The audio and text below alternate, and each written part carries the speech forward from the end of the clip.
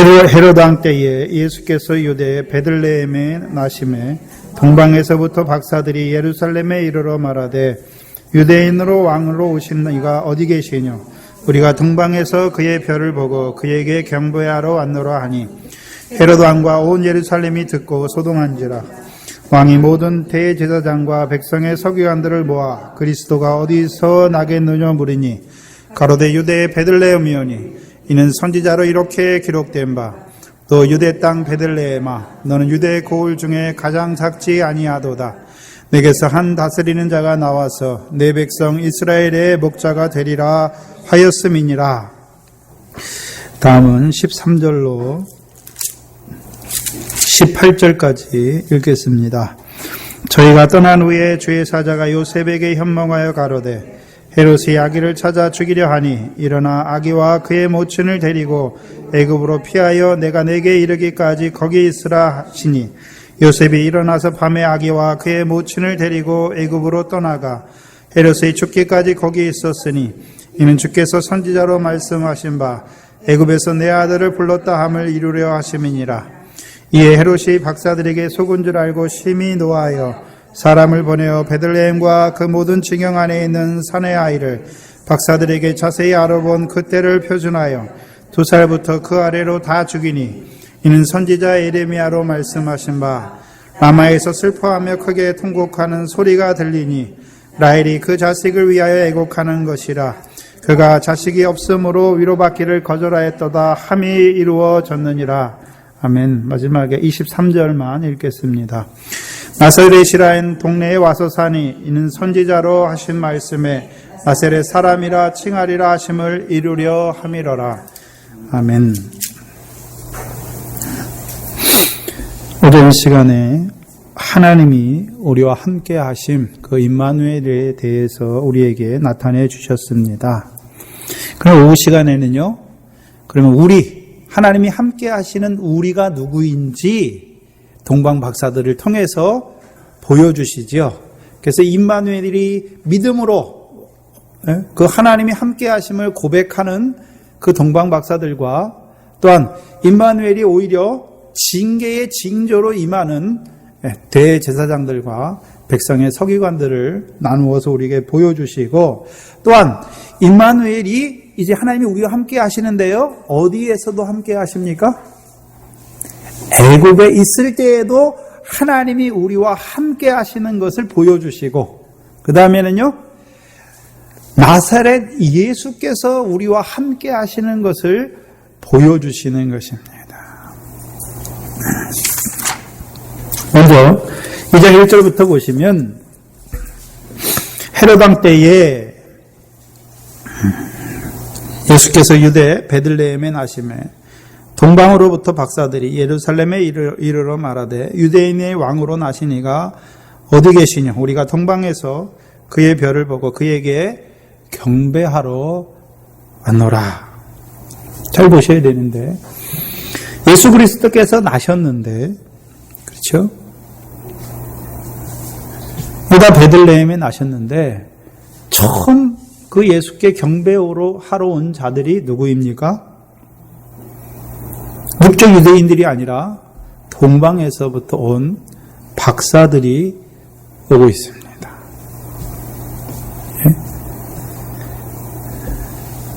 유대인들은 하나님의 말씀을 가지고 있잖아요. 그리고 구약의 그 예언의 모든 말씀을 가지고 있는데 행위는 말로는 가지고 있는데 그 말씀을 그 약속을 기다리는 자가 아닌 것을 보여주고 있습니다. 오늘도 하나님의 말씀을 가졌다는 하나님의 백성들이 그 말씀을 통해서 이루실 그 언약의 말씀을 바라보지 못하는 자들과 같습니다. 그들은요, 하나님이 함께 하시는 자가 아니죠. 특별히 오늘 우리는 이제 장차 다시 오실 예수님을 바라보고 사는 자들이죠, 우리가. 그럼 다시 오실 예수님께서 분명히 약속을 우리에게 줬으니까 다시 오실 예수님을 우리가 그 약속을 대망하면서 소망하면서 이 땅에서 살아가야 될 자들인 것을 보여주시죠. 그런데도 불구하고 예수님께서 오지 아니하실 것처럼 이 세상이 영원히 계속될 것처럼 이 세상에 쌓아놓은 자들은요, 오히려 예수님의 오심이 그들에게는요, 도적같이 오심이 되는 것이고 심판의 오심이 되는 것이죠. 저와 여러분에게 만약에 우리가 예수님이 오실 것을 바라보고 그의 나타날 때 우리에게 주실 칭찬과 영광과 존귀를 바라본다면 이 땅에서 베드로 전서의 말씀과 같이요, 썩어질 것, 쇠하는 것, 더러운 것을 쫓지 아니하는 자가 되는 것이죠.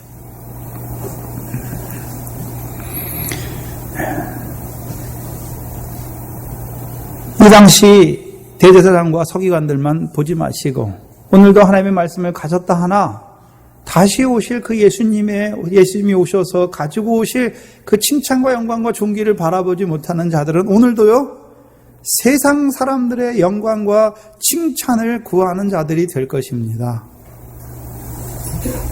오늘 1절에 보시면 헤롯 왕 때에 말씀하시죠. 특별히 헤롯은요, 예수님께서 바리새인과 헤롯의 누룩을 주의하라 말씀하셨습니다. 또 헤롯은 어떤 자입니까? 여우라라고 예수님께서 누가복음 13장 31절 32절에서는요, 여우라 말씀하십니다. 시간이 없으니까 다 찾아보지는 않습니다. 그러나 우리가 공관복음 읽어보면 헤롯에 대해서 말씀하신 것이 있잖아요. 떡을 떼신 후에 제자들이 떡 가져온 것을 잃어버렸으니까 예수님께서 말씀하시죠. 바리새인들의 누룩과 헤롯의 누룩을, 사두개인과 헤롯의 누룩을 주의하라, 삼가하라 라고 말씀하시니까 그들이 떡 가져온 걸 잃어버린 것, 그것에 대해서 말하는 것처럼 말씀하시니까 예수님은요, 바리새인의 교훈, 헤롯의 교훈을 조심하라 라고 말씀하신 것이죠. 특별히 헤롯을 여우라고 한 거 보니까 이사야서에는요, 거짓 선지자들을 갈증해서 여우다라고 말씀하셨고, 특별히 23장에서는요, 누가복음 23장에서는 그 빌라도가 예수를 붙잡은 후에 예수를 헤롯에게 보내죠. 근데 헤롯이 왜 예수를 보고자 했습니까? 무슨 이적이나 행하지 않나. 그래서 오늘도 이적을 쫓아다니는 거, 하나님 살아계신 거, 말씀으로 살아계신 걸 나타내 주시는데, 이적 행하는 거, 그거 보러 다니는 자들을 말씀하셨고, 또 사도행전 13장에서는요, 헤롯이 왕위에 앉아서 백성을 효유하잖아요. 백성에게 교훈하잖아요.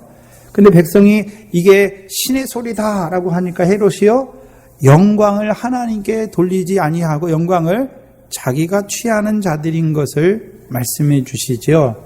그럼 왜 이 헤롯이 이스라엘의 왕이 되었습니까? 헤롯이 왜 유대의 왕이 되어 있죠? 다 누구의 다스림을 받고 있단 말입니까?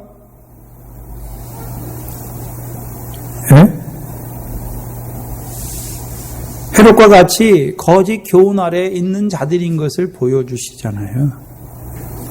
근데 마태복음 1장에서는요, 다윗의 자손 요셉은 의로운 자이고 나머지요, 헤롯의 교훈 아래 있는, 헤롯의 다스림을 받는 자들, 대제사장인지 백성의 서기관이든지 헤롯의 교훈 아래 있으니까 그들이 어떤 자가 됐습니까? 말씀은 가지고 있지만 거짓된 자들이 되고 있는 것. 또 그들이 하나님의 말씀을 가졌지만요, 사람의 칭찬과 영광을 기뻐하는 외식하는 자들이 되어 있는 것을 보여주시는 것이죠. 근데 그 헤롯 왕 때에 예수께서 유대 베들레헴에 나셨다라고 말씀하셨죠.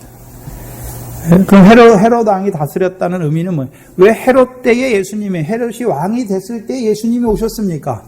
이것을 요한복음에서는요, 빛이 어둠에 비치는 것을 보여주십니다. 자기 땅에 오매 자기 백성이 영접지 아니하는 것을 말씀해 주시는 것입니다. 그런데 예수께서 유대 베들레헴에 나셨다라고 말씀하고 있죠. 잘 보시면 유대 베들레헴에 예수님께서 나셨다. 그럼 유대 땅은 누가 사는 곳이 유대 땅입니까? 유대 땅에는 누가 살고 있습니까? 유대인들이 살고 있지요.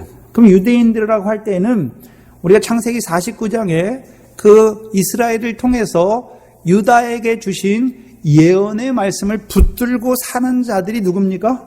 그게 유대인이에요. 네? 또한 유대인이라고 말씀했으니까 하나님께서 우리 창세기 49장 예언을 살펴봤었잖아요. 49장을 보시면 창세기 49장 10절에 보시면 홀이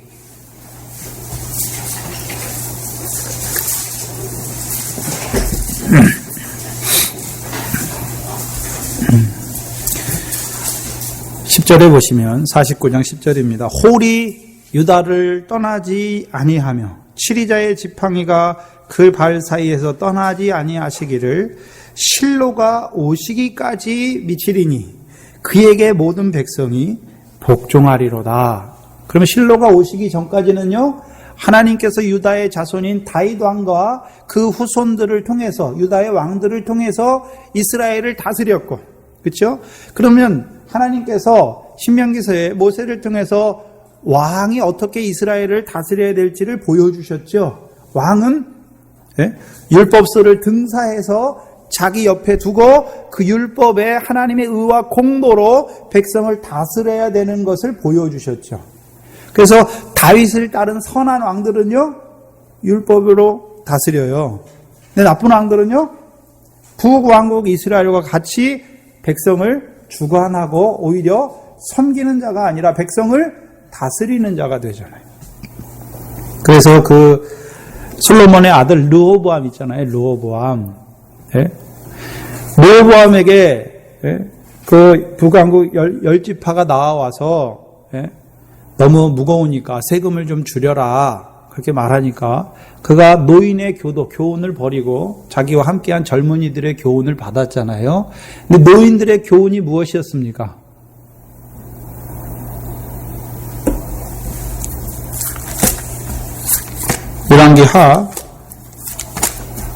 열왕기 상이죠. 상 12장 7절입니까? 네, 7절이죠.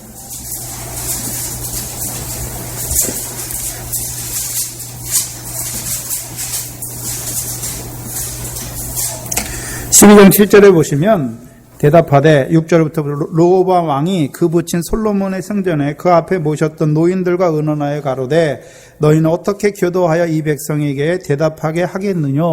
그러면 솔로몬 때 있던 그 노인들 있잖아요. 그러면 그들은 누구의 지혜를 보고 있습니까? 솔로몬이 지혜로 다스린 걸 봤잖아요. 그래서 그들이 깨달은 것은 무엇입니까? 7절의 대답이잖아요. 왕이 어떤 왕이 되어야 될 것인지를 보여주시는 거죠. 뭐라고 그럽니까?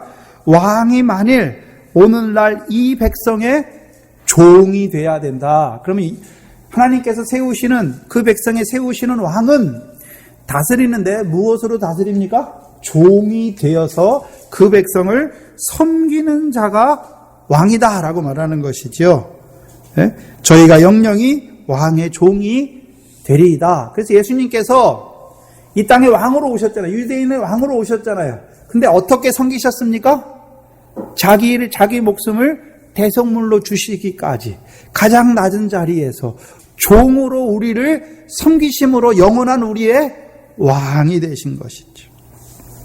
그런데 지금 다윗의 아들들이 왕이 되고 있습니까? 헤롯이 왕이 되고 있습니까? 헤롯이 왕이 되니까 헤롯은 어떻게 다스리고 있습니까? 종으로 그 백성을 섬기고 있습니까? 자기의 권세로 다스리고 있습니까? 그때라는 걸 보여주시죠. 네? 저 여러분이 유대인의 왕으로 오시는 그분을 영접해서 그분이 우리 안에서 다스리지 못하면 누가 왕이 됩니까? 헤롯이 왕이 돼요. 네? 헤롯이. 거짓의 역사가 나를 다스리는 것이죠. 그런데 창세기 49장에 실로가 오시기까지, 그러면 실로가 오시고 나서는요, 그에게 모든 백성이 복종하는 것을 보여주십니다. 그런데 실로가 무엇입니까? 그래서 구약에 있는 그 실로, 그걸 말씀하는 것이 아니라 원어가 좀 다르지요. 실로는요, 원어의 뜻을 얘기하면 그가 그에게 속한 자에게로 돌아올 때까지 다윗의 아들들이 왕이 될 것을 말씀하죠. 그가 그에게 속한 자에게 돌아온다. 그럼 예수님께서 예수 그리스도께서 이 땅에 오셨는데 누구를 위해서 오셨습니까? 자기 백성을 저희 죄에서 구원할 자로 오신 것이죠. 그럼 그가 예수 그리스도께서 기다리고 계셨던 거죠. 자기 백성을 위하여 오신 것이죠. 예? 예수 그리스도께서 오셨어요. 이제 자기 백성의 죄를 저희 죄에서 구원하시오. 이제 참으로 온전한 다윗의 아들로 오신 그 예수 그리스도께서 자기 백성에게 오셨지요. 그래서 이제 그가 친히 자기 백성의 왕이 되어서 그들을 다스립니다. 어떻게 해요? 자기 목숨을 대속물로 내어주시기까지 다스리는 것이죠. 종으로서 섬기는 자로 다스리고 있는 것입니다. 또 한 가지, 유대의 베들레헴에 오셨다라고 말씀했는데 그 우리의 왕이 왜 베들레헴에 오셨다라고 하는 이유가 무엇입니까? 베들레헴의 히브리어의 원어의 뜻은요, 베이트, 집과 그 다음에요, 레헴, 빵, 떡. 그게 그 결합된 단어죠. 베들레헴. 그래서 우리말로 하면요, 떡집이다. 그 왜 예수님께서 베들레헴에서 났다는 의미가 무엇입니까? 우리에게 생명의 떡으로 오셨다는 거죠. 그래서 요한복음 6장에 32절 이하에 하나님 아버지가, 요한복음 6장을 한번 보실까요? 6장은 한번 보죠. 6장 31절에 보시면, 32절부터 보시면,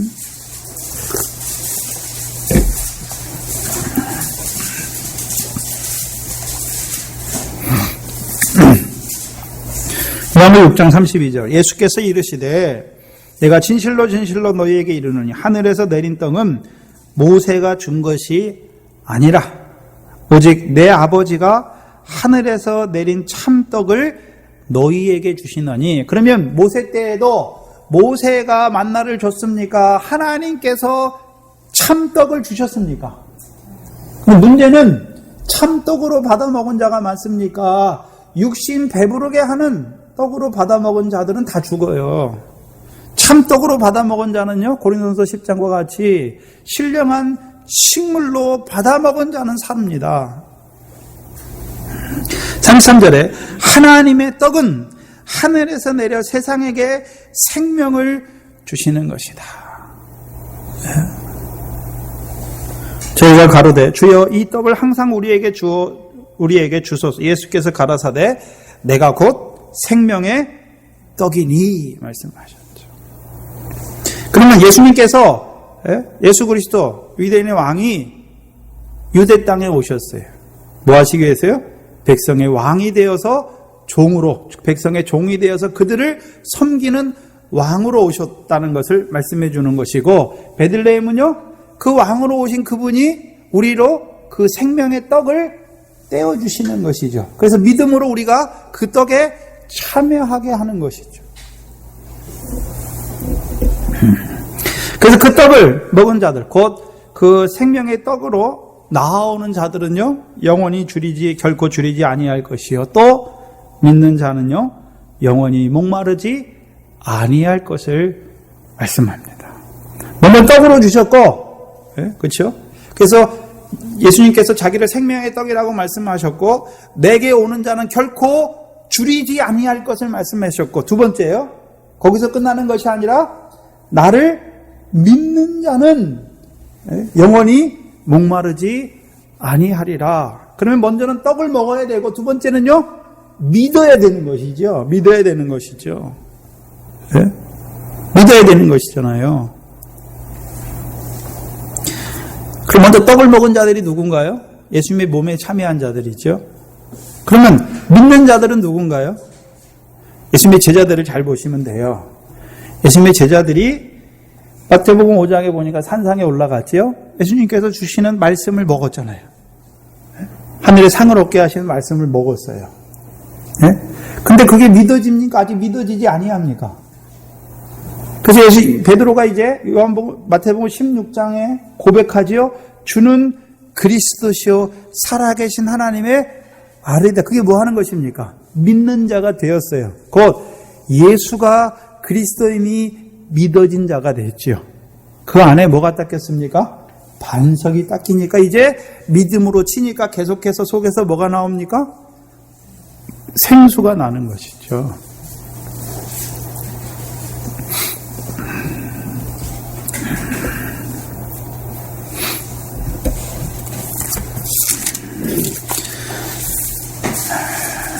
헤롯 왕 때 예수께서 유대 베들레헴에 나심에, 그래서 유대 베들레헴이라는 뜻이 우리에게 이런 의미를 가지고 있는 것입니다.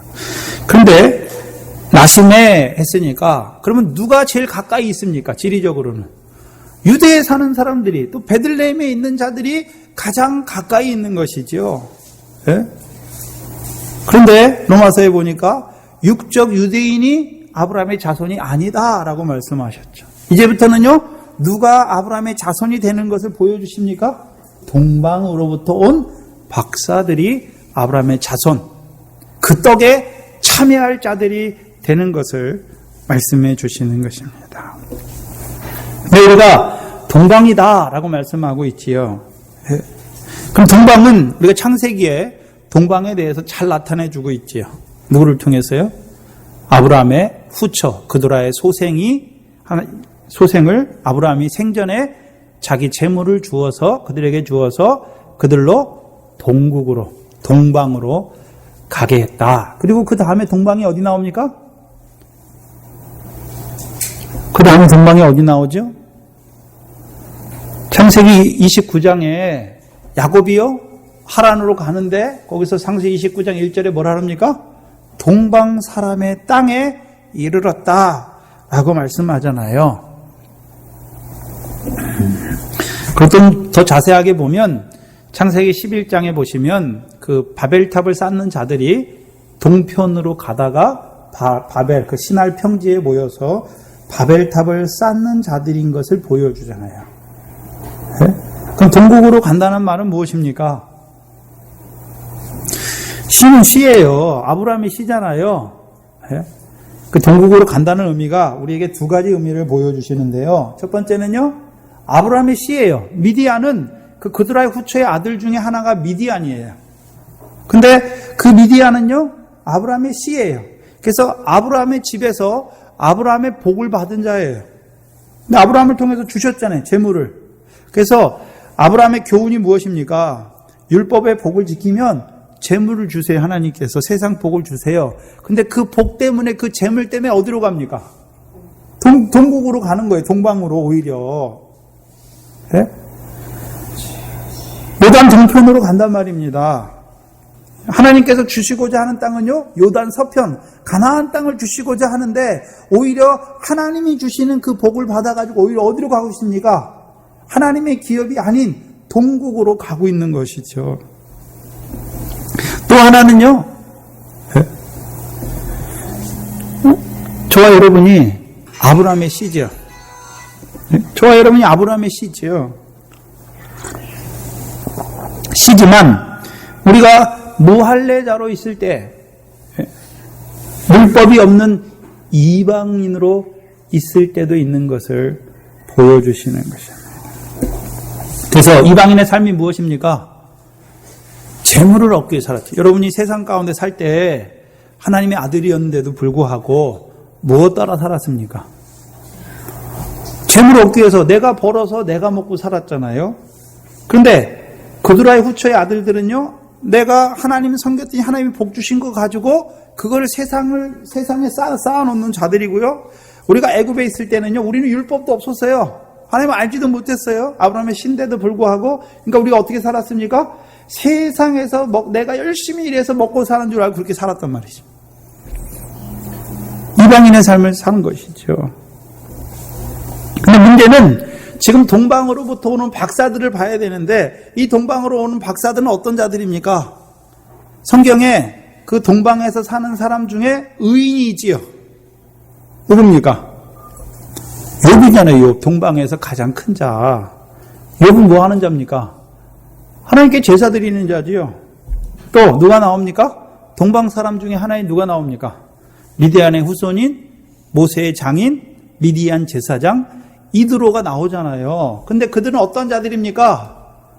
하나님이 물질 주셨어요. 근데 그 물질 때문에 오히려 세상에 나가 떨어지는 자가 아니라 물질 주신 하나님의 은혜를 깨닫고 오히려 하나님께 감사하는 자가 돼요. 제사하는 자가 돼요. 네? 이게 동방 사람이에요.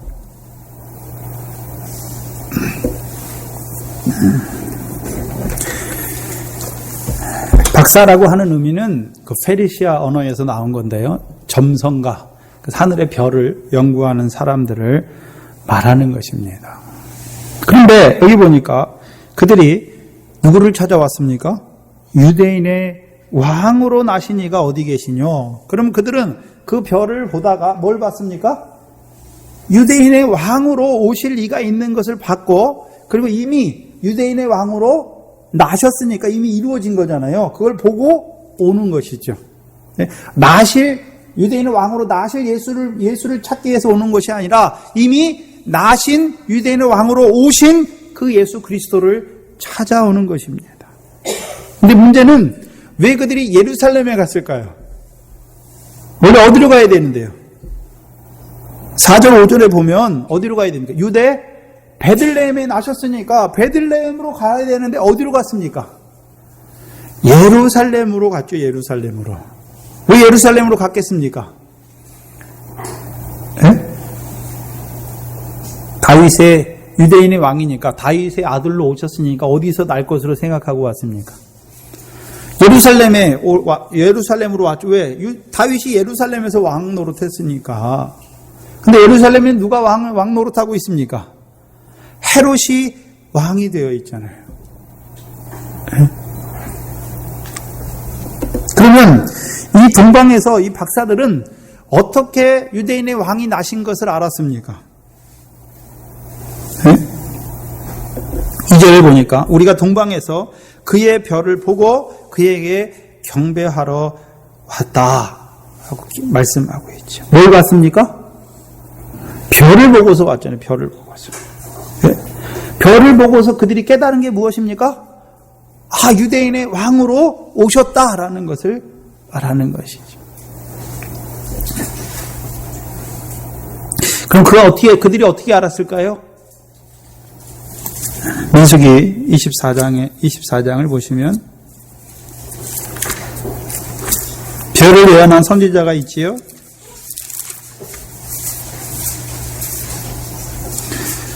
24장에 보시면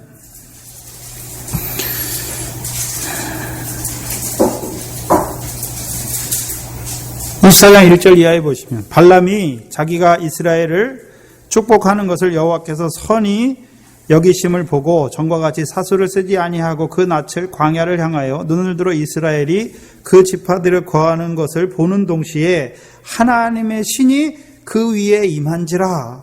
그가 노래를 지어 가로되 부올의 아들 발람이 말하며 눈을 감았던 자가 말하여 하나님의 말씀을 듣는 자, 전능자의 이상을 보는 자, 엎드려서 눈을 뜬 자가 말하기를 야곱이여 내 장막이, 이스라엘이여 내 거처가 어찌 그리 아름다운고. 그 벌어짐이 골짜기 같고 강가의 동산 같으며 여호와의 심으신 침향목들 같고 물가의 백향목들 같더라 말씀하시고 17절을 보시면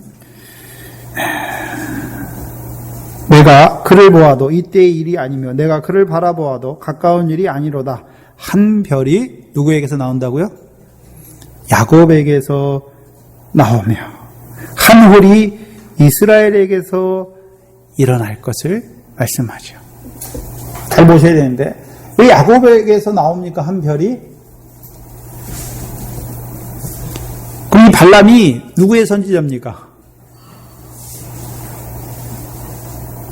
이 발람은 여호와의 선지자예요. 여호와의 선지자. 그럼 뭘 보고 있습니까?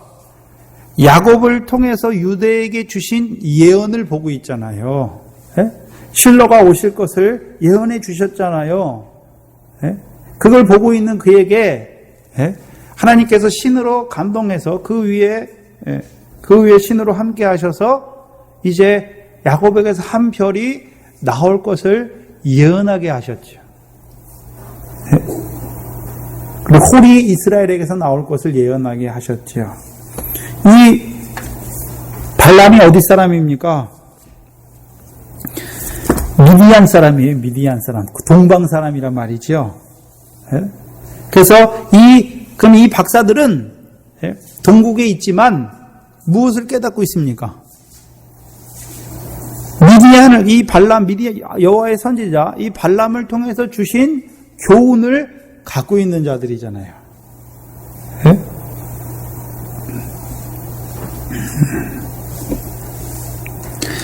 솔로몬 때 스바 여왕이 올라오잖아요. 그래서 그 스바 여왕이 솔로몬의 지혜를 듣고 고국으로 돌아가지요. 그리고 신약 때 누가 옵니까? 이디오피아 왕의 네이시 간다게가 올라오잖아요. 왜 올라왔습니까? 그 스바 여왕을 통해서 주신 예언의 말씀을 붙들고 있다가 올라오는 거예요. 네? 그 미디안을 통해서, 그 발람 선지자를 통해서 주신 예언을 붙들고 있는 자들이 올라오는 것이죠.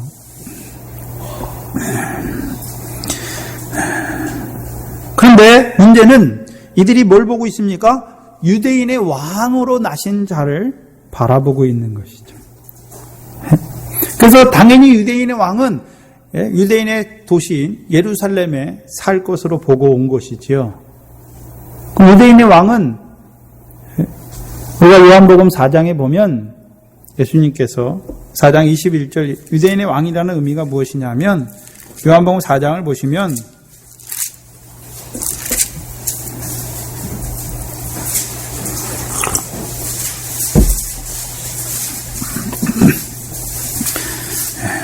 (4장 19절에서 22절을) 보시면 여자가 가로되 주여 내가 보니 선지자로소이다.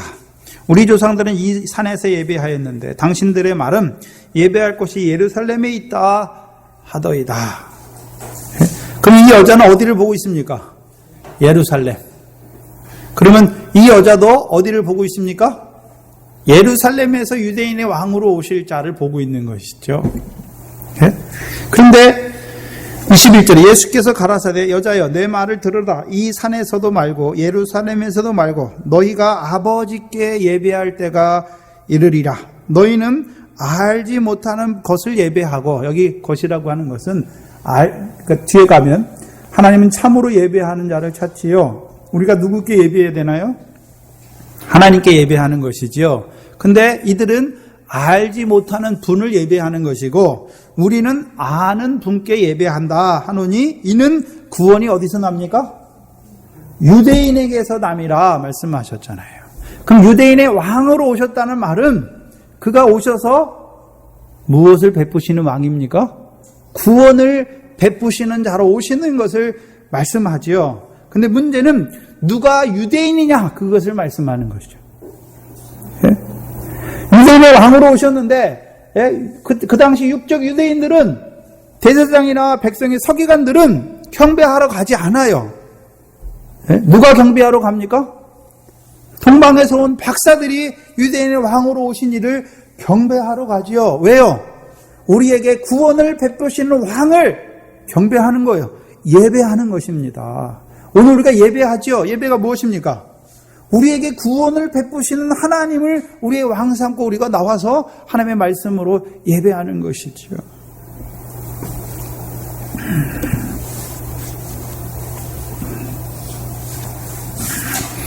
누가 유대인입니까? 누가 아브라함의 자손입니까? 그걸 묻는 것이죠. 믿음으로 말미암은 이 동방 박사들이 아브라함의 자손인 것을 보여주시죠. 다윗의 자손인 것을 보여주시고 또한 그러면 그들과 누가 함께 하십니까? 우리가 일장하면서 임마누엘 하나님이 자기 백성 우리와 함께 하시죠. 그럼 우리는 누굽니까? 2장에 가니까 동방 박사들이 누굽니까? 하나님이 함께 하시는 자들이죠. 근데 하나님이 무엇으로 함께 하십니까?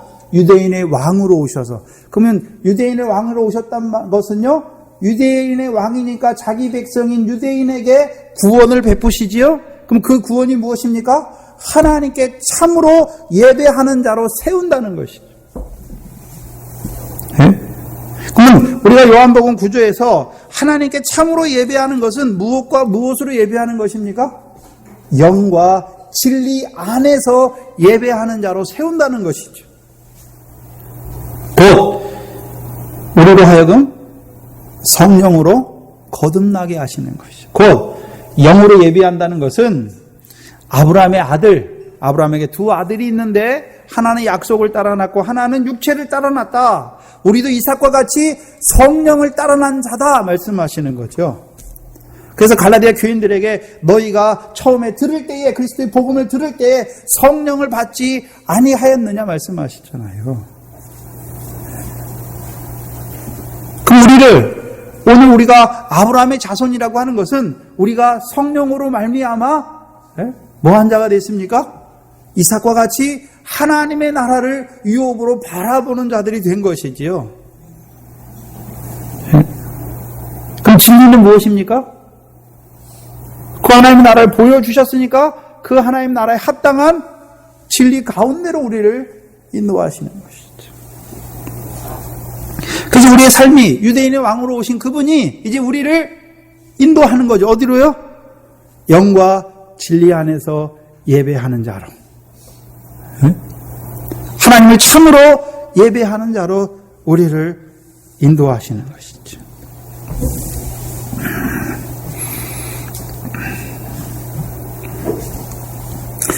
그래서 로마서 1장 16절에는요. 내가 복음을 부끄러워 아니하노니 이 복음은 모든 믿는 자에게 구원을 주시는 하나님의 능력이다. 첫째는 유대인에게요. 또 헬라인에게로다. 그런데 이제 예수 그리스도께서 나신 이후부터는 믿음 안에서 구원을 얻는 자들이 유대인이나 헬라인이나 다 하나가 된 것이죠. 믿음으로 말미암아. 이 동방 사람들이 누굽니까? 곧 창세기 22장에서 말씀하신 내 씨로 말미암아 천하만국이 복을 얻는 자들. 곧 아브라함의 자손인 그리스도로 말미암아 그 씨로 말미암아 그리스도 안에서 유대인 된 자들이 동방박사가 누굽니까? 그리스도 안에서 이제 유대인이 되었어요. 그 유대인 된 자들이 유대인의 왕으로 오시는 이에게 나가서 경배하는 것이죠. 저와 여러분이 누굽니까? 유대인이에요. 하나님 앞에 참으로 예배하는 자예요.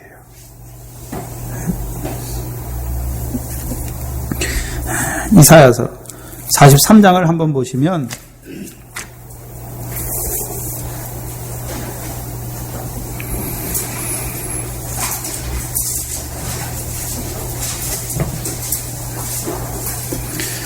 이사야 43장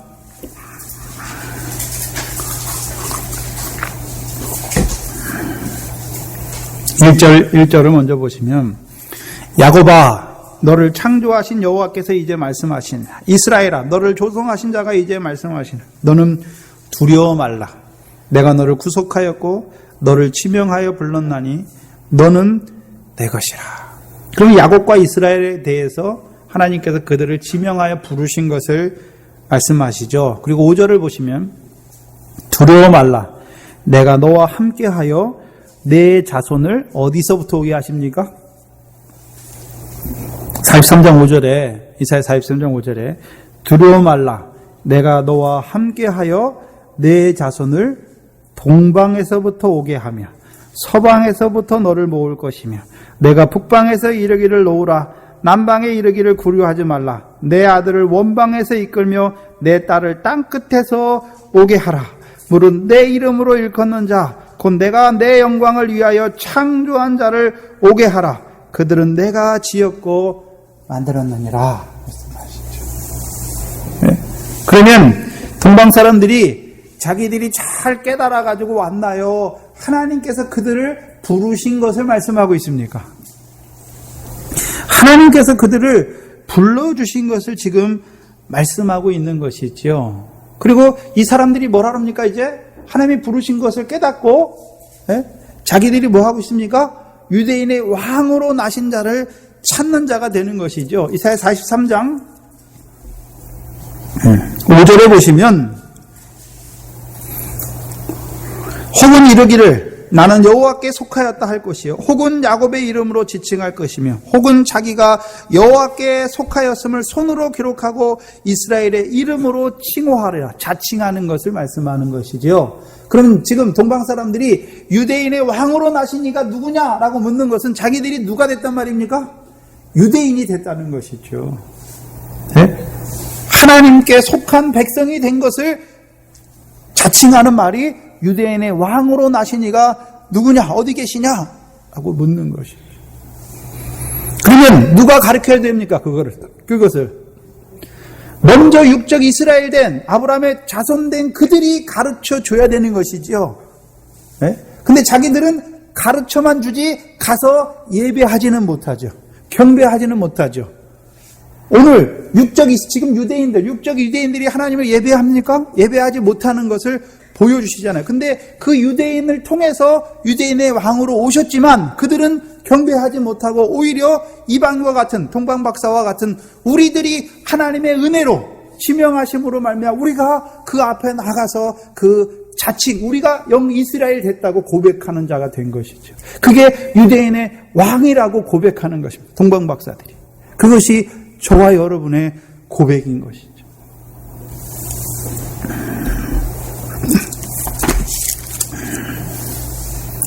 3절 4절을 보시면 헤롯 왕과 온 예루살렘이 듣고 소동한지라. 여기 소동하라는 동사는 타라소라는 헬라어인데요.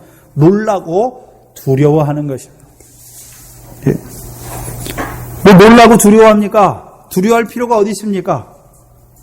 이들도 동방 박사들과 같이 믿음으로 받았다면 가장 크게 기뻐하는 자들이 되어야 되는데 오히려 뭐 하는 자가 됩니까?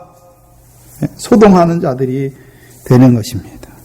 근데 헤롯 왕과 그들이 똑같이 소동하는 것은 아닙니다. 헤롯 왕은요, 자기가 지금 왕이죠. 근데 유대인의 왕으로 왔다고 하니까 자기 왕자를 빼앗길 것을 보고 두려워하는 것이죠. 나아가서는요, 대적하는 자가 되는 것이죠. 그럼 헤롯이 누구를 대표하고 있습니까? 사단의 왕을 대표하고 있잖아요. 바알세불. 그 온 예루살렘은요? 온 예루살렘이 소동하는 이유가 무엇입니까? 메시아가 오시면 그들은 정치적인 메시아를 바랬던 거죠. 그래서 다윗과 같이 유대 나라를 로마의 속국에서 벗어나게 하시고 해방하게 하실 것을 바라보고 소동하는 것이죠. 하나는요, 거짓으로 말미암아 소동하고 또 하나는요, 육신과 세상에 속한 자가 되어서 소동하는 거예요. 오늘도 예수를 믿는다 하는데 거짓된 자들도 막 열심히 하는 것 같아요. 근데 소동이에요. 경배하는 게 아니에요. 또 예수 믿지만요, 그 예수 믿는 그것이 육신에 속해서 세상에 속해서 세상에서 해방하는 이 그리스도 메시아를 믿는 자들도요, 예배하는 게 아니라 하나님이 보실 때는 소동하는 거예요. 소동하는 거. 누구만 참으로 예배하는 자가 됩니까? 동방 박사들만 경배하는 자가 되죠. 왜요? 유대인의 왕으로 오실 것을 보는 것이죠. 모든 제사장들과 백성의 서기관들을 모아 그리스도가 어디서 나겠느냐 물으니 가로되 유대 베들레헴이니 이는 선지자로 이렇게 기록한 바 또 유대 땅 베들레헴아 너는 유대 고을 중에 가장 작지 아니하도다. 내게서 한 다스리는 자가 나와서 내 백성 이스라엘의 목자가 되리라.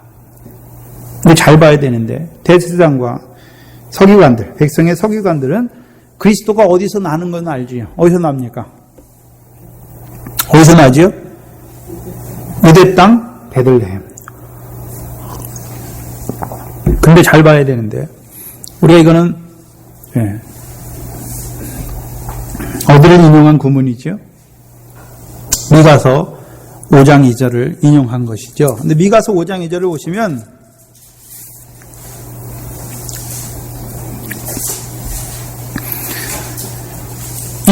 이 선지자들의 인용, 대제사장과 백성의 서기관들의 인용이 약간 달라요. 5장 2절에 보면, 미가서 5장 2절에 보시면 베들레헴, 유대 땅 베들레헴입니까? 베들레헴 에브라다야입니까? 네? 베들레헴 에브라다야, 너는 유다 족속 중에 작을지라도 이스라엘을 다스릴 자가 내게서 내게로 나올 것이요 그의 근본은 상고의 태초에니라 말씀하시죠. 그럼 동방박사들이, 아니 그 대제사장과 서기관들이 바라보는 그리스도.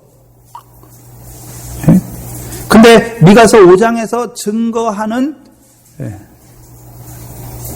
베들레헴 에브라다, 유다 베들레헴 땅과 베들레헴 에브라다야는 다르죠. 뭐가 다르죠?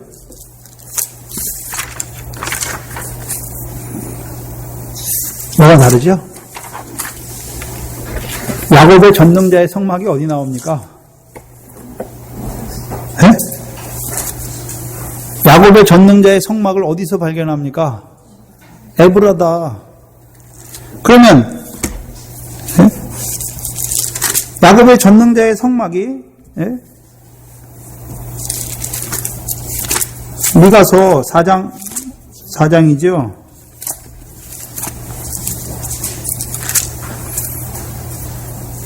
미가서 4장에 잘 보셔야 되는데, 미가서 4장 1절과 2절이지요. 말일에 이르러서는 여호와의 전의 산이 산들의 꼭대기에 굳게 서며 작은 산들 위에 뛰어나고 민족들이 그리로 몰려갈 것이라. 곧 많은 이방이 가며 이르기를 오라 우리가 여호와의 산에 올라가서 어디에 이르자고요?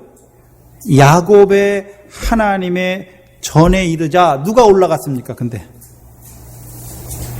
2절에 누가 올라가고 있습니까? 야곱의 하나님의 전에 누가 올라가고 있습니까? 이방인이 가면서 말하잖아요.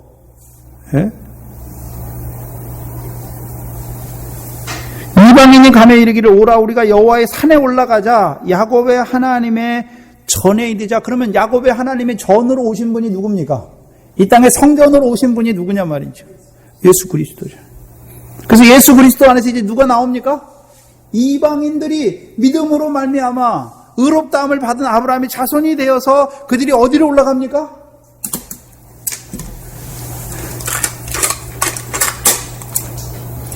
그들이 어디로 올라갑니까? 야곱의 하나님의 성전으로 올라가지요. 거기에 뭐가 있으니까요? 그가 그 도로 우리를 가르치실 것이다. 그러면 그들이 올라가는 이유가 무엇입니까? 거기 올라가면 여호와께서, 그 하나님께서 그 도로 우리를 가르치셔서 우리로 하여금요 인내와 규례를 행하는 백성 되게 하시는 거죠. 우리가 그 길로 행하리라 하리니 이는 율법이 시온에서부터 나올 것이요 여호와의 말씀이 예루살렘에서부터 나올 것임이니라.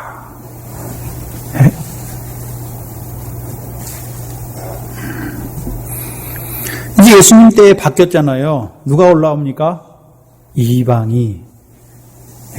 근데 왜 미가서 5장에서는요 그 유다 베들레헴 에브라다야 말씀하고 상고에 내게서 다스리는 목자가 나올 것인데 상고의 태초의 근본이라고 말하고 있습니까? 상고의 태초인이라고 말하고 있습니까? 그러면 이방인이 자기 백성 아닌 자들이 나오는 것입니까? 자기 백성된 자들이 나오는 것입니까? 자기 백성 됐잖아요. 자기 백성된 자들이 나오는 것이죠. 언제 자기 백성 됐습니까? 믿을 때 하나님 백성 된 것이 아니라 하늘에서부터 자기 백성 된 자들을 위해서 오신 예수 그리스도인 것을 보여주시는 것이죠.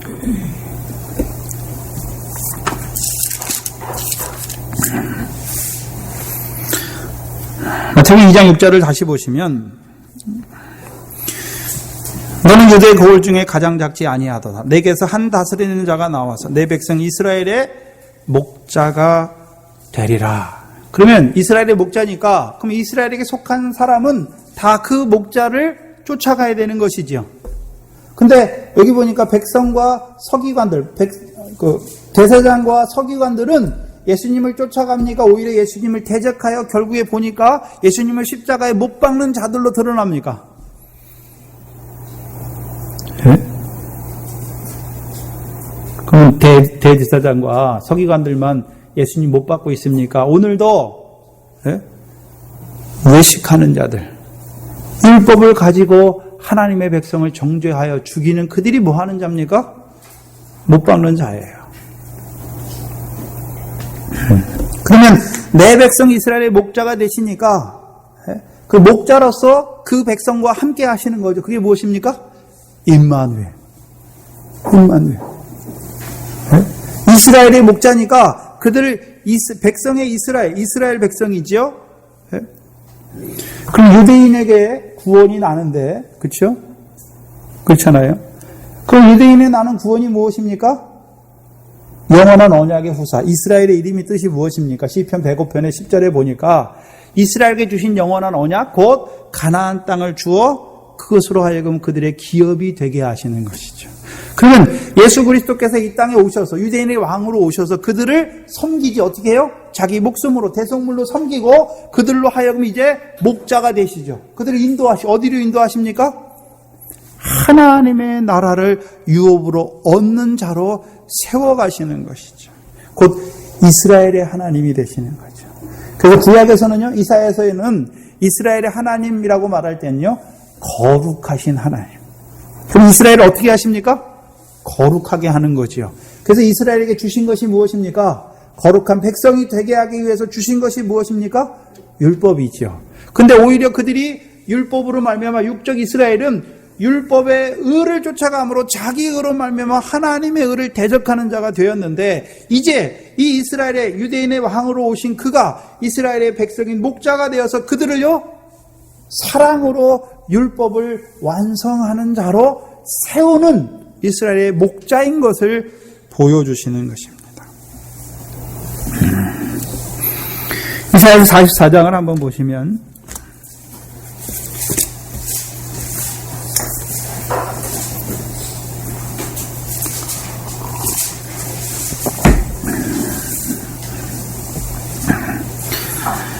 (23절에) 여호와께서 이 일을 행하셨나니 하늘아 노래할지어다. 그럼 여호와께서 행하신 일이 무엇입니까? 22절이죠. 내가 내 허물을 빽빽한 구름에 사라진 같이 내 죄를 안개에 사라진 같이 도말하였으니 너는 내게로 돌아오라. 내가 너를 구속하였습니다. 어떻게 구속하셨습니까? 우리가 오늘 목도 시간에 읽어드린 것처럼 주홍 같을지라도 흰 눈과 같이 휘어지게 하시고, 우리의 죄가 진홍 같을지라도 양털같이 하게 하심으로 말미암아 우리를 구속하셨고, 하늘아 이 여호와께서 이 일을 행하셨지요. 그리고 하늘아 노래할지어다. 땅의 깊은 곳들아 높이 부를지어다. 산들과 산림과 그 가운데 모든 나무들아 소리내어 노래할지어다. 여호와께서 야곱을 구속하셨으니 이스라엘로 자기를 영화롭게 하실 것이다. 그러면 이스라엘의 목자가 되신 그분께서 하시는 일이 무엇입니까? 이스라엘로 하나님을 영화롭게 하는 그 일을 하는 것이죠. 로마서 8장 30절이죠. 부르신 그들을 의롭다 하시고 의롭다 하신 그들을 영화롭게 하실 이스라엘의 목자. 그러면 잘 보셔야 되는데, 하나님이 우리와 함께 하셔서 하시는 일이 무엇입니까? 우리를 부르시는 거죠. 그 다음에요, 우리를 의롭다 하시는 것이고, 의롭다 하신 그들을요 이제 영화롭게 하는 것이죠. 영화로운 자로 세워주시는 것이죠. 그 사사기 9장에 말씀하시는 새 포도주, 무화과의 단실과 감람의 기름, 하나님과 사람을 영화롭게 하는 기름으로 우리를 세워가시는 것입니다.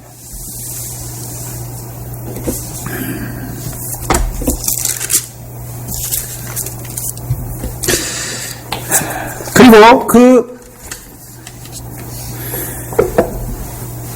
동방 박사들이 예수님께 가서 보배 합을 열어서 황금과 유향과 모략으로 경배하지요. 그 예배하는데 악있게 경배하잖아요. 그러면 예배하는 것을 말하는데 뭘 가지고 예배합니까?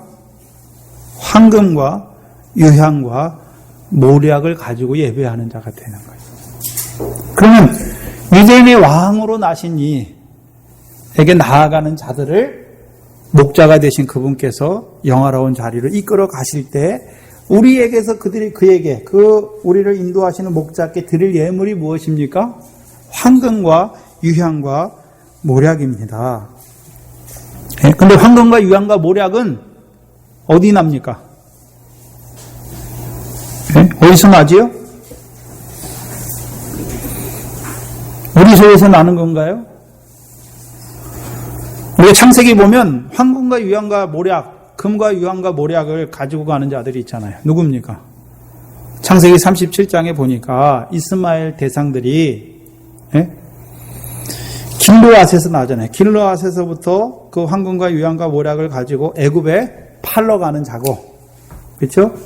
근데 왜 창세기 32장 1장 2장을 보시면 야곱은요 하란에서 어디를 향하여 갑니까? 길르앗 산을 향해서 올라가는 자잖아요. 그래서 길르앗 산으로 올라가면서 그가 하는 고백이 무엇입니까? 창세기 32장 10절에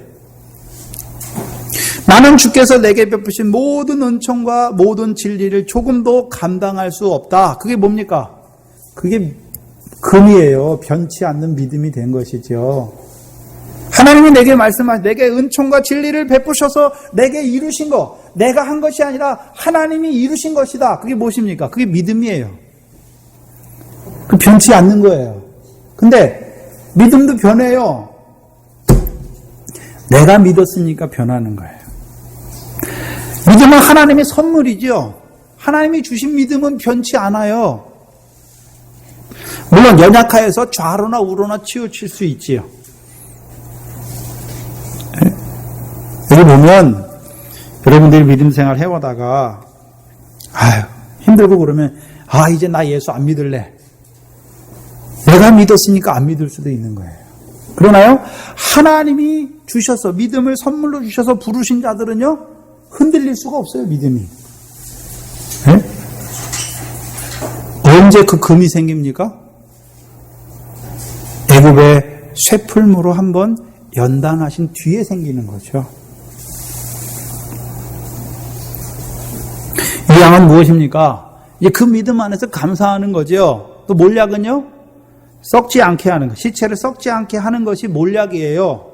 그럼 우리가 육신대로 살면 다 썩어지잖아요. 그럼 썩지 아니하게 하는 것이 무엇입니까? 산소망을 보게 하셨잖아요. 산소망. 썩지 아니하고 더럽지 아니하고 쇠하지 않은 기업을 있게 하신 것이죠. 그게 무엇입니까? 그게 모략이에요. 우리가 모략을 바른다고 하는 것은 이제 우리의 삶 속에서 썩지 아니하는 것을 예비하는 자가 되는 것이죠. 더럽지 아니하는 것, 쇠하지 아니하는 것을 예비하는 그것이 모략이에요. 그걸 드리는 거예요. 그게 하나님께서 받으시는 것입니다.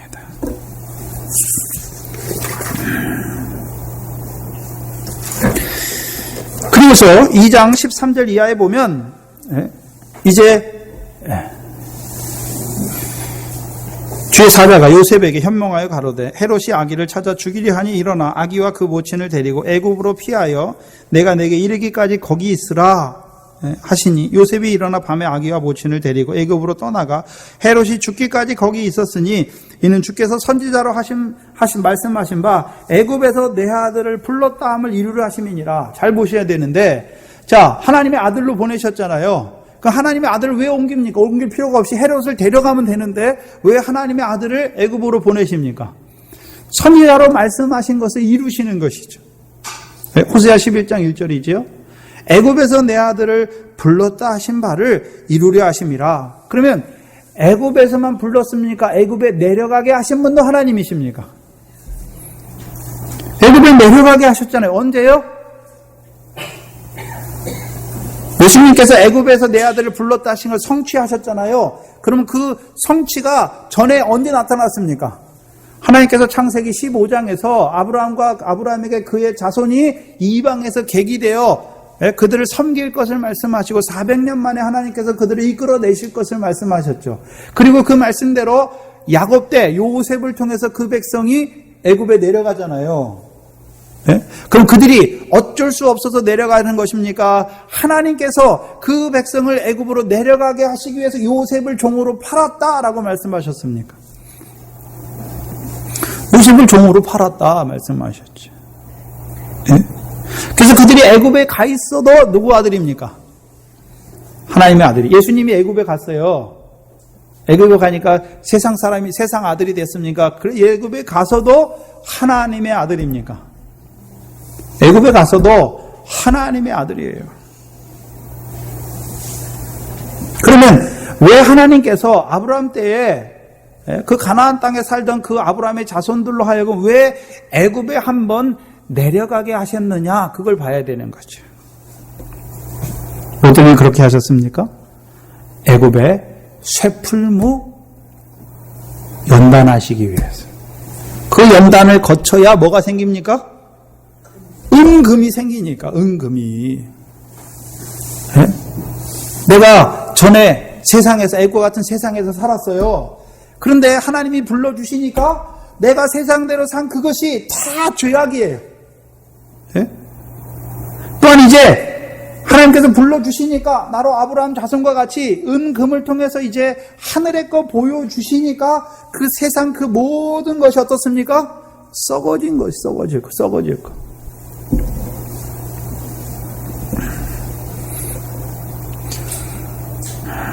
그것을 이루시는 것, 실제적으로 이루시는 것이죠. 또 한 가지 의미는 무엇입니까? 저와 여러분은 아브라함의 아들이잖아요. 믿음의 하나님이 자기 백성이잖아요. 자기 백성이니까. 근데 우리가 어디서 살았습니까? 애굽에서. 복음으로 불러주기 전에는 우리가 애굽 같은 세상에서 세상 그것 따라 살았죠. 우리를 불러주시는 것이죠. 잘 보셔야 돼요. 애굽에서 내가 나왔습니까? 불러주셨습니까? 불러주신 거예요. 네? 그 부르시고예요. 부르시고. 자랑할 게 하나도 없어요. 여러분이 뭘 잘했기 때문에, 여러분이 남들보다 죄를 안 짓고 죄를 조금 졌기 때문에 하나님 불러주신 거 아니란 말입니다. 그래서 여러분들이 우리가 애굽과 같은 세상 사람들 볼 때 아이고 저거 예수도 안 믿고 어떻게 하려 그럴 필요가 없어요. 왜요? 나도 하나님이 은혜 베풀어서 안 불러주셨으면 나도 그 가운데서 내 힘, 내 주먹 믿고 내가 그렇게 살 자였는데 하나님께서 은혜로 불러주셨으니까 그럼 우리가 뭐 해야 됩니까? 그 애굽에 있는 자들에게 부르시는 그 하나님의 은혜를 증거해 줘야 되는 거죠.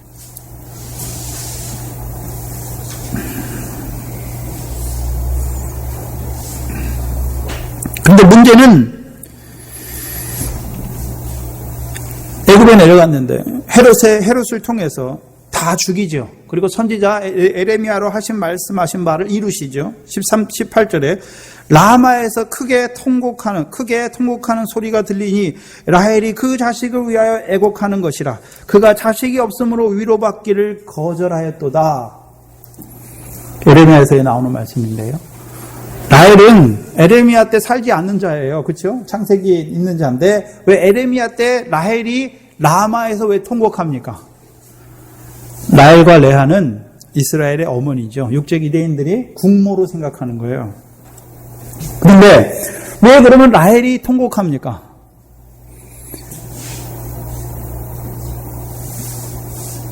에레미야 때 에레미야를 통해서 왜 라마에서 통곡하는 것을 보여줍니까? 에레미야 때는요, 그 백성의 범죄로 말미암아 하나님께서 그들을 애굽에 파신 것이 아니라 어디에 파셨습니까? 바벨론의 손에 붙이신 거. 그래서 그들이 포로로 끌려가는 거예요. 그래서 그들이 예루살렘에서 라마가 마지막 예루살렘 지역이에요. 그래서 그걸 떠나면 이제 이방이에요. 그래서 잡혀가요. 포로로 잡혀갈 때 그냥 뭐 가마 타고 이렇게 가는 것이 아니라요. 아무것도 없이 벌거벗은 몸으로 쇠사슬에 무여서 질질 끌려가는 거예요. 그런데 잘 보세요. 애굽에 내려가시는 거, 예수님께서 애굽에 내려가시는 것을 어디하고 연결시킵니까? 바벨론의 포로로 끌려가는 것과 연결시켜요. 네? 그러면 유대인의 왕으로 오신 분, 이스라엘을 다스리는 목자가 하시는 일이 무엇입니까? 먼저는요, 애굽에서 내 아들을 불러요. 그래서 애굽의 새 풀물을 통해서 우리를 부르시죠. 그 다음에요, 두 번째는 무엇입니까? 광야가 있죠. 광야에서 우리를 뭐 하십니까? 연단의 떡으로 먹이세요. 그리고요, 이제 가나안 땅에 들어간 그들에게 보리떡 5개를 설명하고 있잖아요. 징계의 떡으로 주시는 거죠. 그럼 하나님이 우리와 함께 하신다는 의미가 무엇입니까? 우리를 애굽에서 불렀으니까 다 됐습니까? 이제 우리에게 연단의 떡도 주시고 연단의 떡으로 몰며 가나안 땅에 들어간 우리에게 징계의 떡도 주시는 것입니까? 네? 징계의 떡을 주시는 하나님이 우리와 함께 하시는 것을 보여주시는 것입니다. 징계가 처음에는 우리에게 싫지요. 어렵지요. 힘들지요. 네? 그러면 예수님께서 애굽에서 내 아들만 부르시기 위해서 죽으셨습니까? 네? 왕으로 오셨습니까? 그것이 아니라 먼저는 애굽에서 왕으로 부르시고 그들을 연단의 떡으로 기르시고 이스라엘이 되게 하시는 거예요. 그 가나안 땅에 들어가게 하시고 그 땅에서 이제 그들을 인도하시는데 뭘로 인도하십니까? 징계의 떡으로. 그래서 그 징계의 떡을 통해서 바벨론 포로를 통해서 이제 그들로 하여금 시키시잖아요. 네? 정결한 물로 모든 우상의 섬김에서와 모든 더러운 것에서 그들을 시키시고 새 영으로 그들과 함께 하셔서 그들로 하여금 내 율례와 규례를 지켜 행하는 하나님의 백성으로 세우시는 것이죠. 그게 징계의 떡, 바벨론 포로를 통해서 이루시는 일이죠. 그것을 신약 로마서 8장에서 뭐라 그럽니까? 죄와 사망의 법 아래. 내가 마음으로는 하나님의 법을 섬기기를 원해요. 근데 늘 죄의 법 아래 끌려가요. 그게 바벨론 포로예요. 이제 아브라함의 자손이 되어서 가나안 땅도 가나안 땅에 들어갔어요. 하나님의 나라에 들어갔는데 하나님의 나라에 들어갔으니까 뭐 해야 됩니까? 열매를 맺어야 되는데 내 마음으로 하나님의 법을 지키기를 원하지만 내 육신이 죄의 법을 섬김으로 죄의 법 아래 끌려가서 결국은 죄와 사망의 공고한 자리에 설 수밖에 없는 우리인 것을 보여주는 것이죠. 그래서 우리가 하는 것이 아니라 그리스도 예수 안에 있는 생명의 성령의 법으로 우리를 죄와 사망에서 해방시키는 거예요.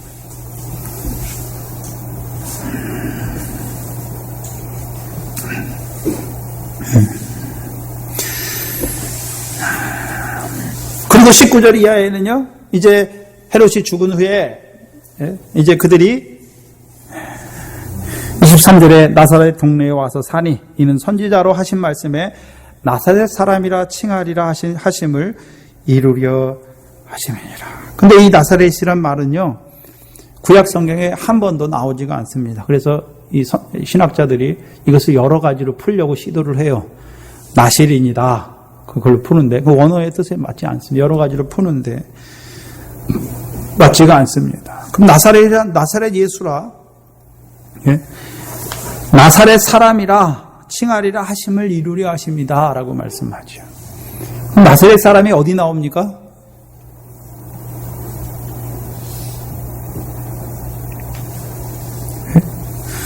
제일 처음에 나사렛이 어디 나옵니까? 누가복음 1장에 나오죠.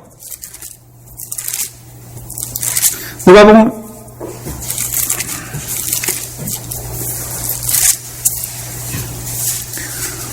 1장 26절에 여섯째 달에 천사 가브리엘이 하나님의 보내심을 받들어 갈릴리 나사렛이란 동네에 가서 라고 말씀하지요.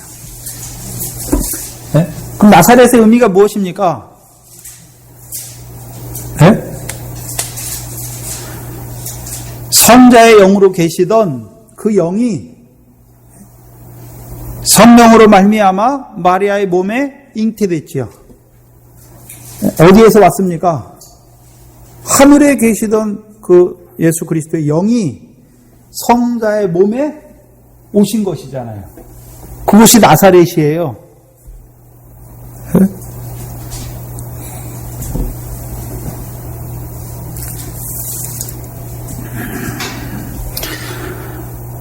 예수님만 그러면 잘 보세요. 예수님만 하늘에 있다가 이 세상에 오셨습니까? 우리도 하늘의 아들의 영으로 있다가 우리를 육신 입혀 잠깐 이 세상에 보내신 것입니까? 보내신 거죠. 그게 실로함이에요. 보내심을 받았다. 그 우물을 먹어야 보내심을 받았다라는 것이죠. 그러면 하늘에서 우리가 오늘 우리가 세상에서 나서 예수 믿고 구원받아 천국 가는 것입니까? 하늘에서 창세전에 그리스도 안에서 우리가 택함을 받은 자입니까? 택함을 받은 자잖아요. 또 멜기세덱으로 말미암아 영의 구원을 이루어 주시고 가죽옷 입혀 주셔서 그 영의 육신 입혀 우리를 이 땅에 보내신 것이죠. 그걸 믿는 자가 된 거예요. 마태복음 13장에서는요. 천국의 아들들을 씨를 밭된 세상에 보내신 것이죠. 예? 그게 천국이에요. 하나님의 나라예요. 하나님의 나라가 뭐라고요? 천국의 아들 된 우리를 밭된 세상에 씨로 보냈었어요. 뭐 하게 하시려고요? 씨를 받아서 왜 뿌립니까? 결실하게 하시기 위해서, 열매 맺게 하시기 위해서 뿌리신 것이죠.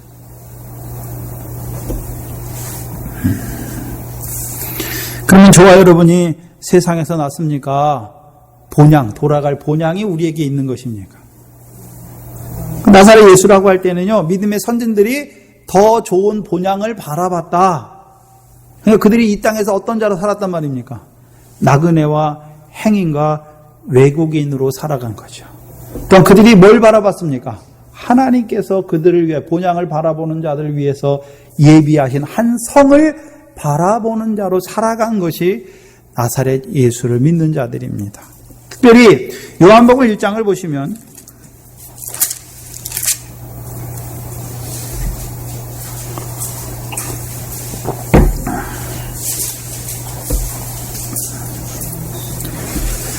45절에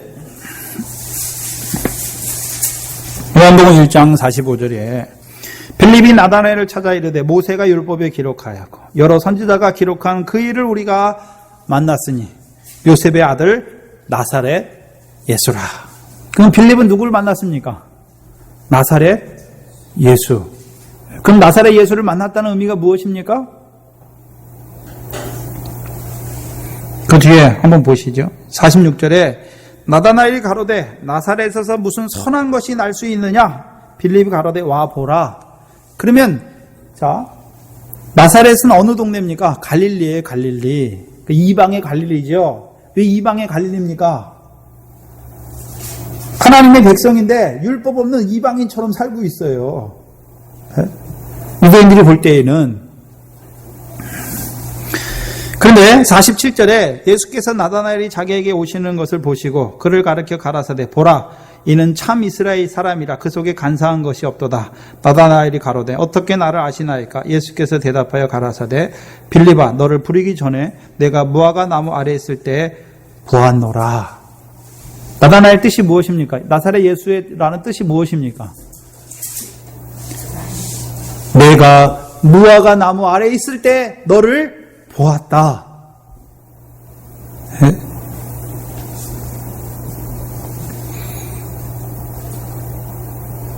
그리고 나서 49절에 이제 나다나엘이 고백해요. 나사렛에서 무슨 선한 것이 날 수 있느냐 말하는데 나사렛 예수께서 직접 오셔서 내가 너를 무화과 나무 아래서 보았느니라 하니까 나다나엘이 뭐 합니까? 고백하는 거예요. 뭐라고 고백합니까? 당신은 하나님의 아들이시요 당신은 이스라엘의 임금이다.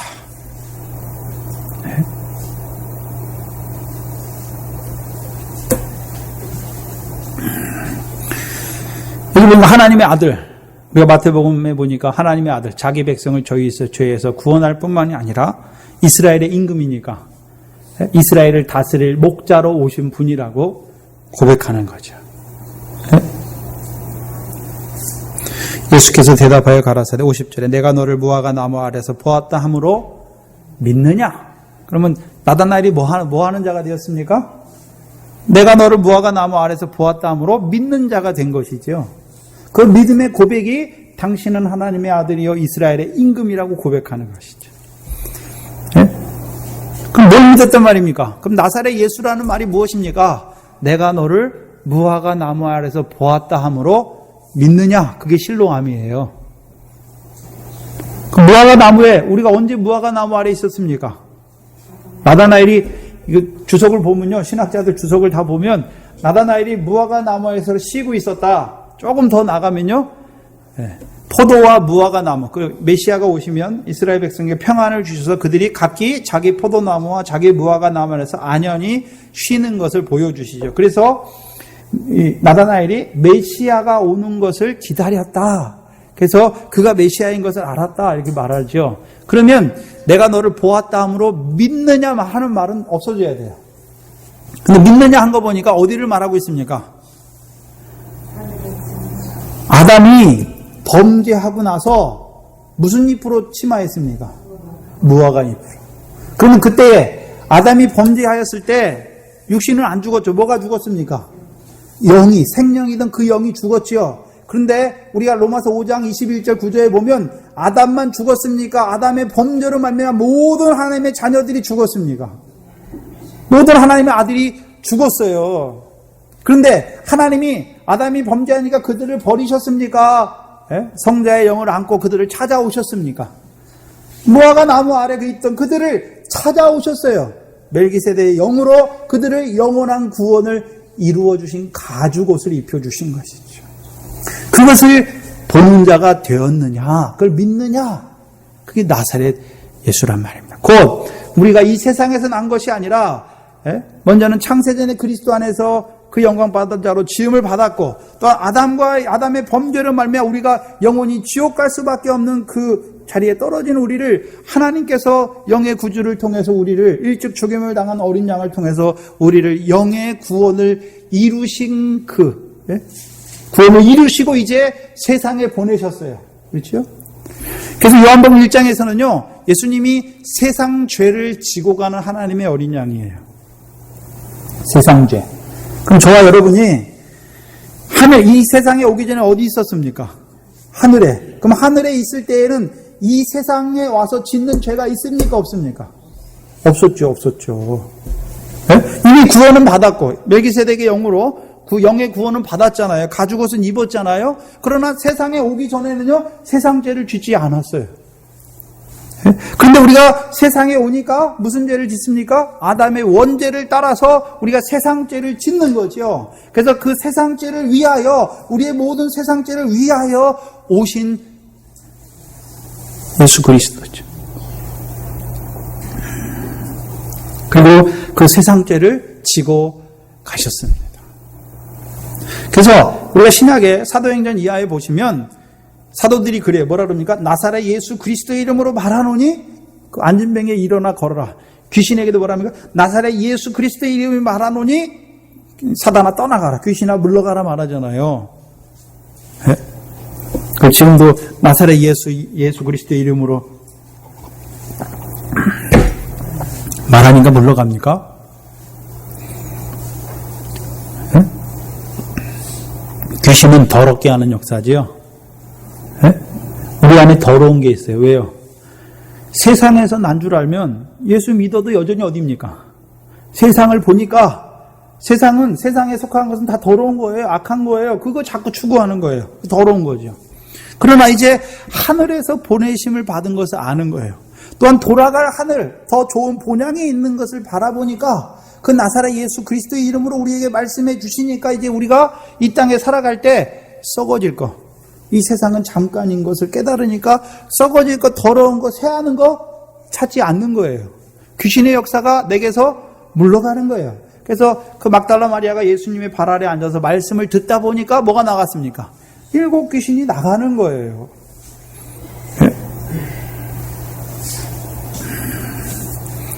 우리가 말로 쫓아내는 것이 아니라, 물론 예수님께서는 능력이 계시니까 쫓아내시지만 저와 여러분에게는요, 이제 우리가 세상에 속한 자가 아니라 하늘에서 지음을 받았고 그 영의 육신을 입혀 우리를 이 땅에 보내신 목적을 믿는다면, 그것이 믿어졌다면 이제 더러운 거 쫓아가래도 쫓아가지 않습니다.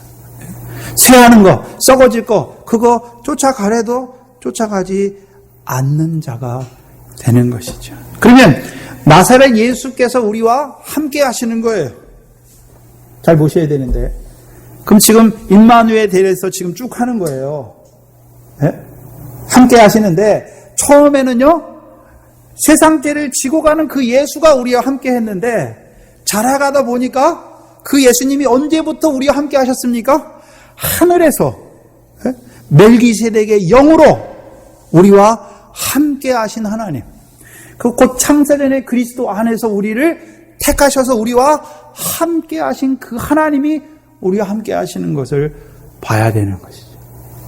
내가 예수 믿으니까 하나님 백성 된 것이 아니라 이미 그리스도 안에서 나를 택하셔서 하나님의 아들로 택하셨고, 아담의 범죄 때 가죽옷 입혀서 그 영으로 구원하셨고, 또 그 영의 육신 입혀서 우리를 이 땅에 보내실 뿐만 아니라 우리 애국과 같은 세상에서 하나님 모르고 죄악의 권세 아래 내가 단 줄 알고 내가 나를 왕 삼고 살아가던 그 자리에서 우리를 예수의 십자가로 불러주실 때에도 하나님이 함께 하신 거예요.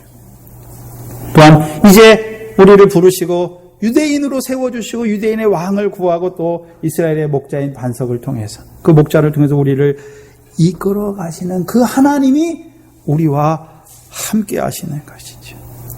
그래서 지금도 예수의 십자가만 믿어진 자들은요, 세상에서 날 구원할 때부터 하나님이 그때만 나하고 함께 하신 줄 알아요.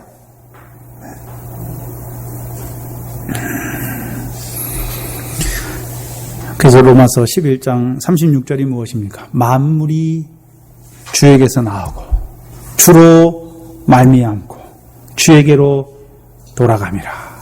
그 만물 중에 누가 있습니까? 우리가 있는. 그 주에게서 나왔다니까. 우리가 언제 나왔습니까? 로마서 8장을 이어서 11장을 가니까 미리 아신 자로 우리를 지으신 걸 다 보여주시는 것이죠. 그 하나님이 우리와 함께 하십니다. 뭘 걱정하십니까? 뭘 두려워하십니까? 그 하나님이 우리와 함께 하시고 늘 우리를 지키십니다. 보호하십니다. 육신 평안하게 보호하는 게 아니라요, 우리의 믿음이 자라가도록 하나님의 나라를 더 많은 유업을, 하나님의 나라의 유업을 더 많이 받도록 우리를 지키시는 것이죠. 그것이 임마누엘, 그 계시의 뜻입니다. 다음 시간에는 마태복음 3장을 중심으로 해서 예수님의 사역 전에 그것에 대해서 세례와 또 시험에 대해서 살펴보겠습니다. 쭉 읽어보세요. 그리고 한번 생각해 보세요. 아, 이게 왜 이렇게 연결되고 마태복음에서 왜 기록했고 이것을 통해서 우리에게 이루시는 의미가 무엇인지 기도하겠습니다. 하나님 감사합니다. 이 시간도 말씀을 통해서 참으로 우리가 얼마나 하나님의 사랑을 받는 자인지 다시금 깨닫게 하시니 감사합니다. 또한 그 하나님께서 우리와 언제부터 함께 하시는지 나사렛 예수를 통해서 바라보게 하시고 또한 이제 애굽에서 부르시는 그 사랑을 통해서도 우리에게 그 하나님이 그 사랑과 자비와 인자하심으로 함께 하심을 이에 자라게 하시며 또 징계의 떡을 통해서도 우리와 함께 하시며 우리를 그 유업을 받을 자로 인도해 가시는 그 영광으로 보좌 우편으로 인도해 가시는 그 하나님께서 우리와 함께 하심을 다시 믿음의 눈을 통해서 바라보게 하신 아버지 하나님 감사합니다. 우리가 미련하게도 우리 앞에 어떤 일들을 보면서 참으로 하나님을 떠나서 독초할 때가 많은 저희들인 것을 하나님 없는 것처럼 느껴질 때가 많고 우리가 믿음이 적은 자가 되어서 원망할 때 불평할 때가 많은 저희들인 것을 불쌍히 여겨 주시옵소서. 이제 그 영원 전부터 우리와 함께 하신 하나님 또 이 땅에서도 우리와 함께 하신 하나님 또 우리를 양자의 영으로 길러가신 그 하나님께서 우리와 함께 하심을 바라보게 하시고 그 하나님께서 우리를 지금 어디로 인도해 가시는지 바라보는 저희들 되게 하시고 그 하나님의 인도를 따라 강건한 믿음으로 나아가는 달려가는 저희들 되게 하여 주시옵소서. 우리의 삶이 늘 우리를 부르신 그 하나님의 은혜와 또 의롭게 하신 그 하나님의 사랑과 우리를 영화롭게 하시는 그 하나님의 영광의 사랑 안에서 늘 살아가는 저희들 되게 하여 주시옵소서. 예수님의 이름으로 기도합나이다. 아멘.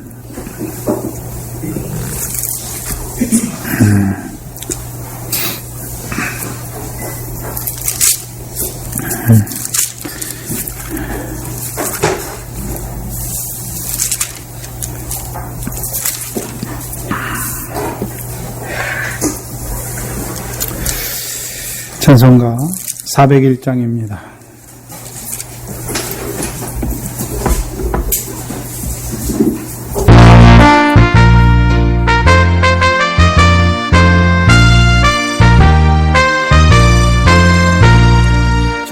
성을 향해 가는 성도들아, 앞길에 정예를 들여 말하라. 성령이 너 인도하시리니 왜 지체를 하고서 힘드냐. 앞으로 나가세. 영광성만 바라고 나가세. 모든 천사 너희를 영접하러 문 앞에 기다려서 힘내. 너 가는 길을 내가 비웃거든 확실한 증거를 보여주어라. 성령의 체험하여 주사 저들도 참 길을 얻으니. 앞으로 천상을 향해 나가세. 바라고 나가세. 모든 천사 너희를 영접하러 문 앞에 기다려서 힘내. 가는 길을 모두 가기 전 걷지 말아라. 마귀여 모두 끝까지 잘 싸워 이겨라. 앞으로 천상을 향해 나가세. 영광성만 바라고 나가세. 모든 천사 너희를 영접하러 문 앞에 기다려서 힘내. 우리를 어디로 인도하십니까? 주의 야고보와 요한과 같이 주의 보좌 좌편과 우편으로 우리를 인도하시는 것입니다. 그럼 그 하나님께서 인도하시는 그 길이 어떤 길이겠습니까? 좁은 길이죠. 협착한 길이죠. 네? 고난이 있는 길이고 핍박이 있는 그 길입니다. 주기도문으로 예배를 마치겠습니다. 하늘에 계신 우리 아버지여, 이름이 거룩히 여김을 받으시오며 나라의 마옵시며 뜻이 하늘에서 이룬 것 같이 땅에서도 이루어지이다. 오늘날 우리에게 오늘 양식을 주옵시고 우리가 우리에게 죄진 자를 사해 준 것 같이 우리 죄를 사해 주옵시고 우리를 시험에 들게 하지 마옵시며 다만 악에서 구하옵소서. 나라와 권세와 영광이 아버지께 영원히 있사옵나이다. 아멘.